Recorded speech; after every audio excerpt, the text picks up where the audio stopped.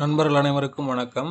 நம்ம இப்போ washing machine inlet எப்படி மாட்ட போறோங்கிறத பார்க்க போறோம். சாதாரணமா அந்த டேப்ல அந்த வாஷிங் மிஷின் இன்லெட் கனெக்ட் ஆகல. அத கனெக்ட் பண்றதுக்காக 3/4க்கு அரை த்ரெட்டட் புஷ்ன்னு சொல்லி ஹார்ட்வேர் கடையில கேட்டா கிடைக்கும். அந்த த்ரெட்டட் புஷ்ஷை பயன்படுத்தி தான் நம்ம இப்போ அந்த வாஷிங் மிஷின் இன்லெட்டை நம்ம மாட்டிக்கிட்டு இருக்கிறோம்.